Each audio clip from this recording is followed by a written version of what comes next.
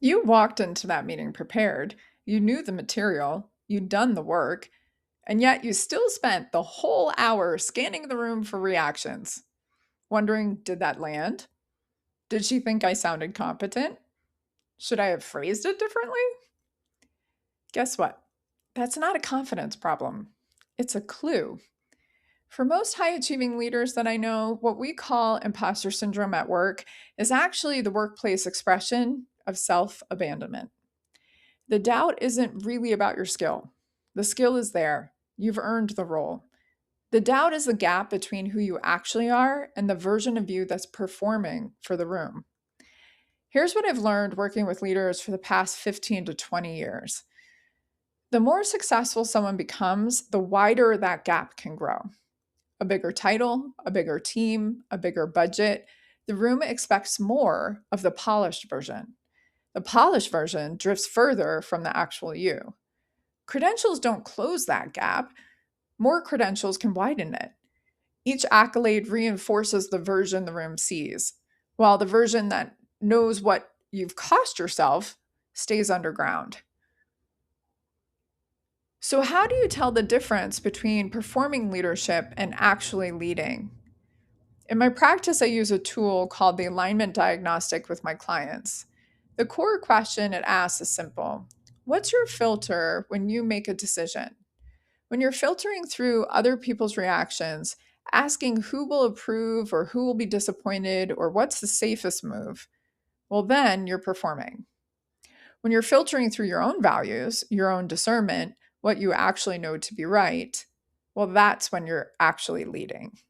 Same decision, same person, two completely different costs. Most high achievers are, in fact, running a mix of both. That's normal. The goal isn't perfection, the goal is awareness. I want to tell you something I learned the hard way. A few years ago, I joined the board of a local nonprofit. I had the credentials, I had the corporate background. Within a year, the organization was struggling, and I was moving through a personal season myself that had taken most of what I had. I stayed anyway. I stayed because stepping down could look bad. After all, I was a certified leadership coach. What would it say about me if I couldn't see the board roll through? So I performed the role for months, past the point where I actually had anything real to give.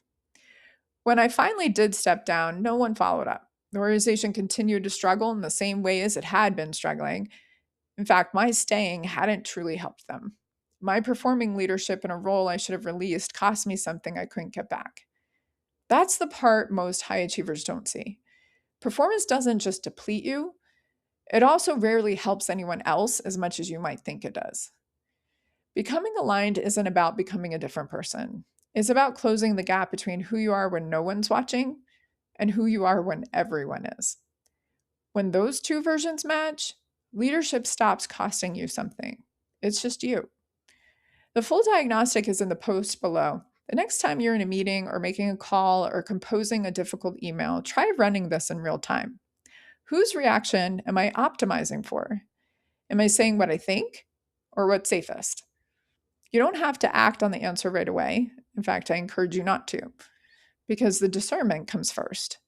Choice follows discernment, not the other way around. If this resonated, Self Trust Society is where we go deeper. $5 a month, link is in the show notes below.